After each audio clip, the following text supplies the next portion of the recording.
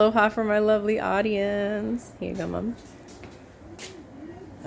Sorry. Good evening, everyone. My name is Lindsay Ingham, and I will be speaking today on the importance of elementary education and the day in the life of an elementary educator. So first, I want you to picture, who was your favorite teacher in school? What qualities do they have that made them your favorite teacher? And what made them so memorable to you? Was it because they had the cool science experiments? Was it because they were very kind and listened to you when you were in need? As adults, we remember who our favorite teacher was in school. And as parents, we also hope that our children will have the same kind of experiences with the teachers that they get in school. Elementary education is hard, but it's rewarding. It gives us the opportunity to teach children through our works and by walking in the fruit of the Spirit about God and showing them God's love. An elementary educator's job has such an impact, and it's a very crucial one to young minds. So, some of the things I especially want to go over with you all today is the organization skills that it takes to be a teacher, the planning, the preparing, and the grading that you have to go through in the academic portion of it, and how teaching goes beyond the classroom, how you have to meet the emotional and mental needs of the children that you're teaching. So let's start with the basics. Organization. So this is what I do to organize. This is a class schedule of my Fridays. Typically we have morning assembly at the gym, morning meeting, then we do a show and tell only on Fridays. Then we have math, then snack, reading. We prepare for lunch, then we go for lunch at the gym. Then we do recess, phonics, science, handwriting, and then we do dismissal. A lot of my job is making sure that these electives are pulled out so that there's science on some days, there's art and music and PEs on others. And I have to make sure that my schedule aligns with the regular school-wide schedule for lunch and dismissal. I also need to make sure that I organize parent information so that parents can contact each other in the class for birthdays and so forth, and I can contact a parent in the case of an emergency. We use this grade link for our attendance every morning and for our grading. This is where we keep track of child behavior, grades, like I said, attendance, and any other things. These are a lot of the organizational tools as a teacher that I have to use just to keep my classroom running. So the importance of organization is that it teaches children basic life skills.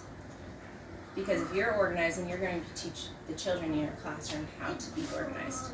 I have a quote here from Melissa Kelly, an instructional designer and education author, and it says, "Organization means that students are in their proper place at the proper time and know what's expected of them." An organized classroom means that students know exactly what to do, when to do it, and how to do it, so that a classroom can run smoothly. A lot of this also requires classroom management. If you have a chaotic classroom, no children can learn. One thing that another educator has said is that you need to have clear and concise rules with rational disciplinary action if those rules are not followed. Because if a child can get away with misbehaving in your classroom, they will do it again and again and again, and you will lose the control of your classroom, which will lose all organization. So, organization skills also play a big part in our next portion, academics.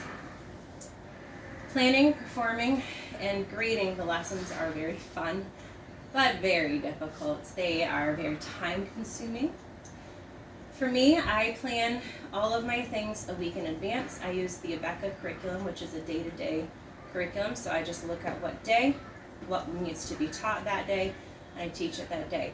For first grade, which is the class that I teach, they have to use a lot of visual aids.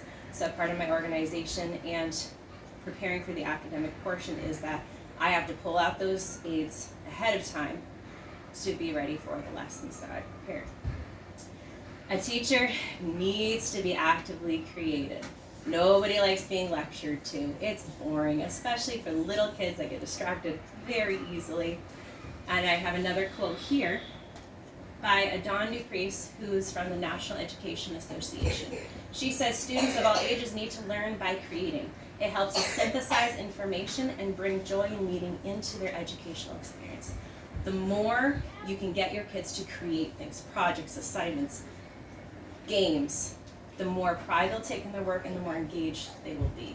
Especially if you pull parents in, you could present it at an open house or other classes to come in and see what they have done.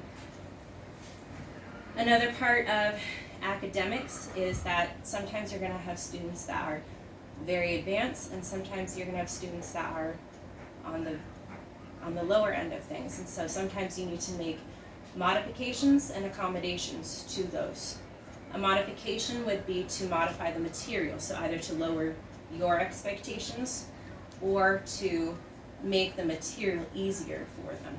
An accommodation would be to match the student's learning. So for example, if you're doing a report and a child really struggles with writing, instead of asking for a written report from them, you ask for an oral report. You use their strengths for them so that they can still accomplish what they need to accomplish in the classroom setting.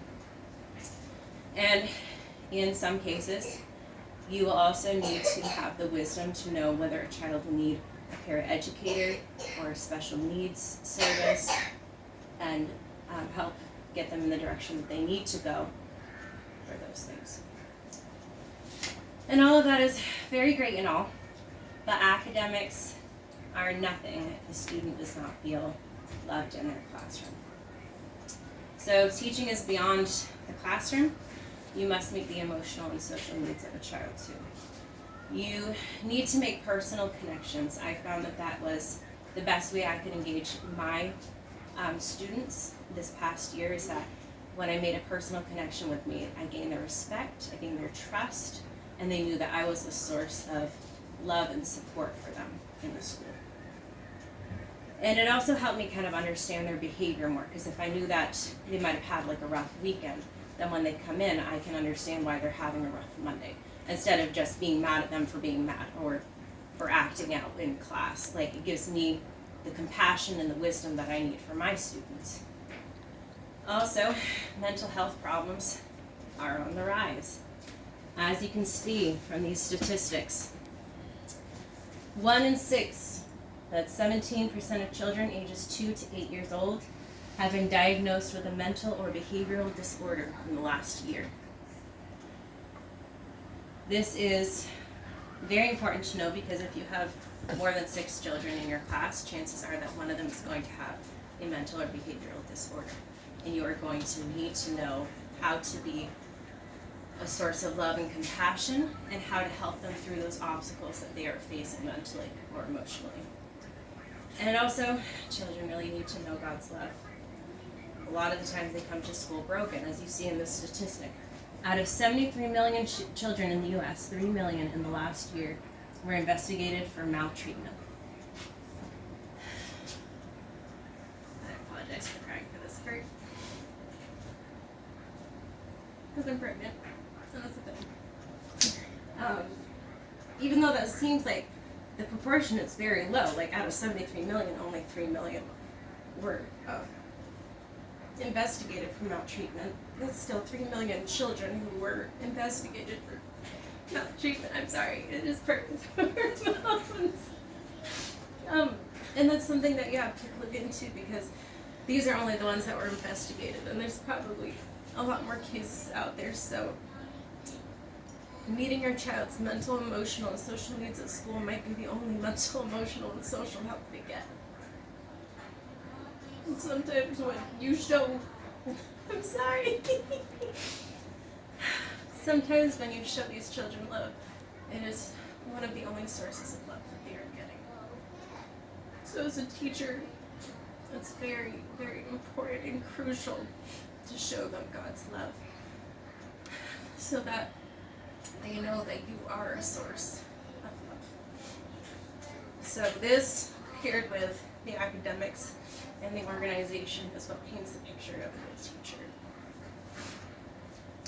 So in summary, an elementary age educator is loaded with responsibility, and the work, though, is like incredibly rewarding. You have to have an organized classroom, to have a well-run classroom. It takes time and energy to prepare and teach and grade lessons, and you need to be in tune with the child's mental and emotional needs. Christians in the teaching career have the opportunity to be a witness of God's love. Even if we can't teach biblical practices, we can teach biblical principles. Like, for example, in organization, Corinthians 14:40, I think it's 1 Corinthians 14:40 says, let everything be done decently and in order. So, one of the first things I was taught when I was coming into being a first grade teacher was that curriculum is second. Elementary education is laying the groundwork for the rest of the student's academic career.